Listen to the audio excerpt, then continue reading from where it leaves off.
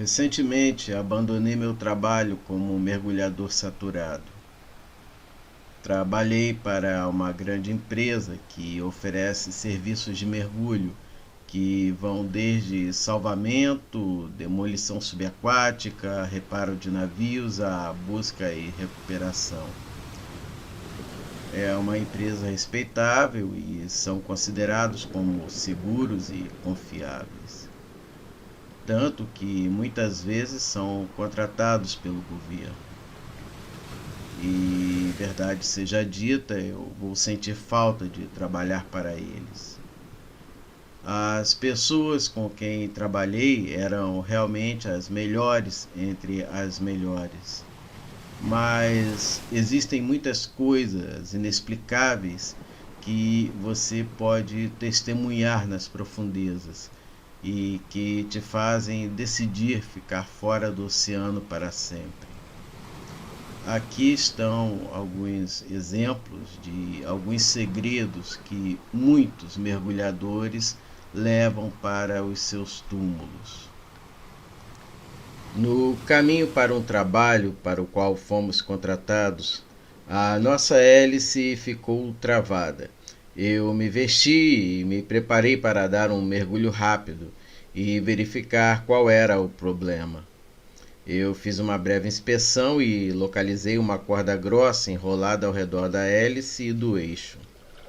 Notifiquei ao supervisor que baixou uma sacola de lona com as ferramentas que eu precisava para cortar aquilo fora.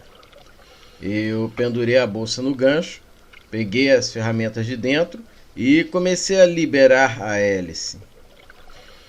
Depois de soltar a corda, eu estava recolocando as ferramentas na bolsa, quando percebi um som estranho de algo sendo esmagado. Quando olhei dentro da bolsa, ela estava cheia de conchas grandes, muitas das quais eu tinha acabado de quebrar. Depois de sair da água e tirar o meu equipamento de dentro da bolsa, eu comecei a examinar as conchas. Não sou um entendido da área, mas as conchas tinham o que parecia ser uns hieróglifos gravados nelas. Eu aprendi depois com um dos veteranos que isso não era algo tão incomum. Em outra ocasião, fomos recuperar um avião militar. Quando chegamos à área, os navios da Marinha estavam lá, aguardando que nós o recuperássemos para eles. Fomos rapidamente informados de que eles haviam perdido a comunicação com o piloto antes da queda e queriam que recuperássemos a aeronave para que pudessem investigar o acidente. Eu estava sentado na área de comunicações e registro de mergulho, que é onde nós nos comunicamos com os mergulhadores e monitoramos a profundidade e o tempo de submersão. Quando os mergulhadores submergiram e chegaram ao local, eles relataram que o avião estava intacto. Todos nós ficamos surpresos. O supervisor perguntou a extensão do dano e eles explicaram que a aeronave estava completamente intacta. Tipo, não havia nenhum dano visível e estava apenas descansando no fundo do oceano. Ainda mais estranho que o velame, a capa protetora usada sobre a cabine da aeronave, ainda estava no lugar. Isso significava que a cabine ainda estava lacrada, ou seja, o piloto não havia ejetado. Mas também não havia sinal do piloto. Recuperamos o avião e os militares ficaram com a custódia dele. E nunca mais ouvimos falar sobre isso novamente. Outra ocorrência estranha que eu testemunhei da superfície foi no local de uma demolição planejada. É necessário explicar que uma das maneiras de se rastrear um mergulhador é observando seu fluxo de bolhas. Quando um mergulhador inala, O regulador de demanda do capacete fornece ar do seu umbilical, e quando expiram, o ar é expulso para a água e flutua até a superfície. E na superfície, você pode observar as bolhas para ter uma noção geral de onde os mergulhadores estão. Nessa ocasião, estávamos a centenas de milhas da Terra e colocamos 2 mergulhadores na água. Após cerca de 1 hora de mergulho, começamos a perceber que algo estranho estava acontecendo.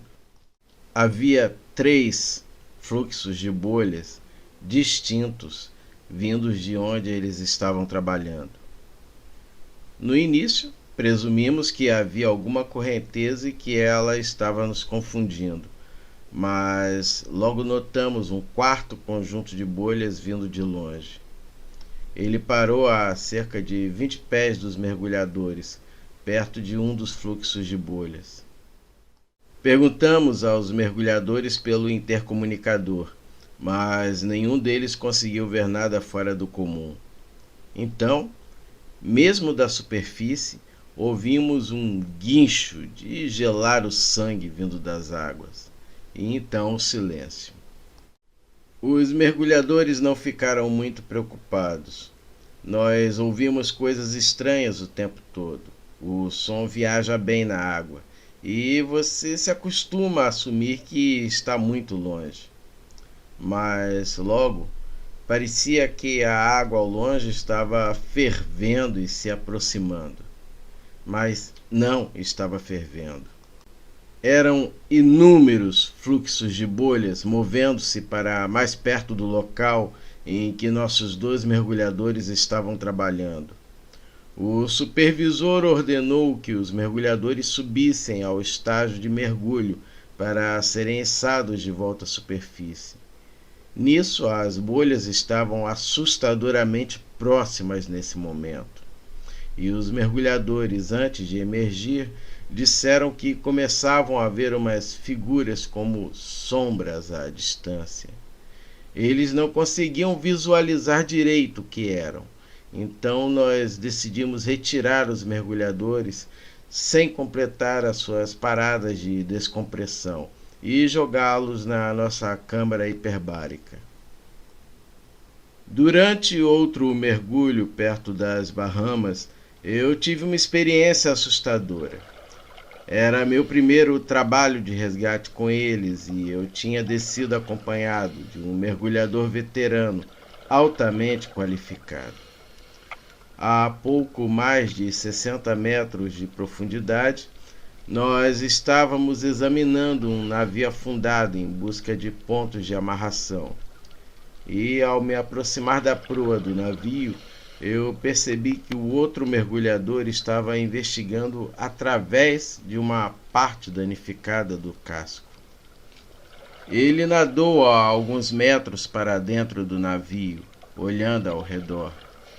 Daí eu lhe perguntei algumas vezes se queria que eu cuidasse do seu umbilical do lado de fora do navio. Eu me refiro aqui à mangueira de suprimento de ar. É altamente recomendável vigiar ela, pois é perigoso entrar em um navio naufragado e ela se prender ou enroscar em algo. Ao que ele respondeu que ele não queria entrar no navio. Ele insistiu que estava a bom bordo do navio e não que tinha entrado no buraco. Presumindo que ele estava desorientado, eu estendi a mão para agarrá-lo e puxá-lo, mas pouco antes de o tocar eu percebi que não havia bolhas saindo do seu capacete. Fosse o que fosse, ele não estava respirando. Eu recuei e relatei ao supervisor que algo estranho estava acontecendo aqui embaixo. Eu esperava a zombaria, mas não houve. A próxima coisa que ouvi foi o supervisor de mergulho ordenando: Ambos os mergulhadores, preparem-se para vir à tona. Quando de volta à superfície, eu perguntei ao supervisor sobre isso, e ele disse que se recusava a colocar seus mergulhadores em situações excepcionalmente perigosas. Ele então se recusou a esclarecer mais sobre o assunto. Também recusou em concluir o resgate. Não tenho certeza de como explicar o que ocorreu nesse próximo mergulho. Eu simplesmente estava no fundo, deitado de costas, olhando para o alto, para a superfície. E tudo que eu podia ver eram vários tons de escuridão. Eu tinha voltado aos meus sentidos e não me lembrava de como havia chegado ali. Eu percebi que não conseguia me lembrar de entrar na água ou mesmo do motivo, o porquê eu estava ali. Tentei fazer o meu corpo se erguer, mas percebi que não conseguia me mover. Eu não conseguia controlar o meu corpo. Pelas comunicações eu pude ouvir a superfície, instruindo a outro mergulhador a me encontrar. Há quanto tempo eu estava aqui embaixo? Há quanto tempo eu estava desaparecido? Eu não tinha a menor ideia. Escutei lá de cima pelo intercomunicador. Eles o agarraram. Eu tentei gritar, mas não conseguia nem fazer isso. Depois de alguns minutos frenéticos de comunicação entre o outro mergulhador e a superfície, eu percebi uma sombra se tornando cada vez mais nítida. Ele estava se movendo em minha direção. Plataforma, eu o encontrei. Ele se abaixou e agarrou ao meu arreio para me arrastar de volta ao nosso estágio de mergulho. E enquanto ele me puxava, eu me virei e dei uma rápida olhada ao meu redor. Eu estava deitado em uma pilha do que pareciam ser ossos humanos. Uma das coisas mais estranhas que já testemunhei aconteceu em uma missão de recuperação de corpos. Mesmo eu não teria acreditado se eu tivesse sido o único na água a presenciar os fatos. Os militares encontraram um local onde acreditavam que corpos de vários marinheiros desaparecidos da Segunda Guerra Mundial seriam encontrados. Algo a ver com alguma operação secreta da época. Entrei na água com outro mergulhador com sacos para os corpos, para carregar os restos mortais. No fundo, finalmente encontramos 3 esqueletos, dentro do que parecia ser uma cápsula de escape de emergência para algum tipo de submarino. Colocamos eles nas sacolas e subimos em direção ao convés. Em nossa viagem de volta à superfície, vimos os sacos começarem a se mexer. A princípio devagar, depois sacudindo violentamente, girando. Bolhas escaparam de 2 dos sacos e então ficaram imóveis. O terceiro saco continuou a lutar. Chegamos à superfície e nos sentamos no convés, tirando nosso equipamento imediatamente. Tínhamos medo de tocar nos sacos, mas um dos auxiliares acabou abrindo o zíper do saco em movimento. Um homem velho, frágil, mas muito vivo, rolou para fora tossindo água. Ficamos chocados, incapazes de compreender o que estávamos testemunhando.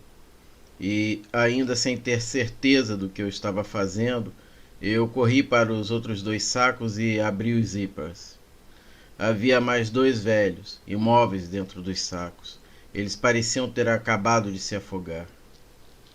Tentamos a reanimação cardiopulmonar, mas não conseguimos reanimar os outros 2 homens. O outro velho, que de alguma forma agora estava vivo, estava se afastando de nós, gritando dos horrores que ele tinha testemunhado. Ele gritou algo sobre uma eternidade gasta queimando. Nós o trancamos em uma sala e contatamos os militares, avisando que tínhamos encontrado um sobrevivente. Em 1 hora, um helicóptero militar estava pairando sobre nós para pegar os 2 corpos e o sobrevivente. Colocamos os corpos de volta em seus sacos e os entregamos. O homem se abaixou para inspecioná-los. abrindo o zíper dos sacos. Quando ele abriu os sacos, um fedor insuportável tomou conta do ambiente. Os corpos pareciam estar em decomposição, como se estivessem mortos e submersos na água há mais de uma semana. Ele fechou os zíperes e os colocou no helicóptero. Então nós o escoltamos até o sobrevivente. Podíamos ouvir os gritos vindos do corredor. Abrimos a porta e vimos sangue escorrendo pelas paredes. Ele estava vivo e gritando, mas também parecia ter começado a se decompor. O homem o acompanhou calmamente até o helicóptero e os dois embarcaram. Nunca mais ouvimos falar deles. No entanto, voltei e examinei a sala. Com seu sangue, ele tinha feito desenhos nas paredes. Ainda não tenho certeza do que significavam os desenhos, mas algumas coisas pareciam se repetir. Ondas, chamas e corpos. Havia uma quantidade enorme nos desenhos nas paredes. Mas, logo depois que entrei, nosso supervisor chegou e começou a esfregar e limpar as paredes. Ele se recusou a nos deixar examiná-las mais. Bem, e por último, agora um mito. Eu sempre ouvi rumores sobre os sentinelas das profundezas. E já faz algum tempo que eu me pergunto sobre isso. Eu acredito que eles são o elo entre muitas dessas histórias que ocorreram por aí, pelos oceanos. Raramente se fala desse mito dentro da nossa equipe, mas aqui está o básico resumido do que eu escutei sobre isso ao longo dos anos. Que nós não devemos vagar pelas profundezas do oceano, que ali não é o nosso lugar, e que quando um mergulhador perde a vida nas profundezas, as coisas não ficam só nisso. Esses mergulhadores estão amaldiçoados a vagar por toda a eternidade pelos oceanos, e que quando eles encontram os vivos, em uma espécie de raiva invejosa, eles te levam de volta às profundezas de onde eles vieram.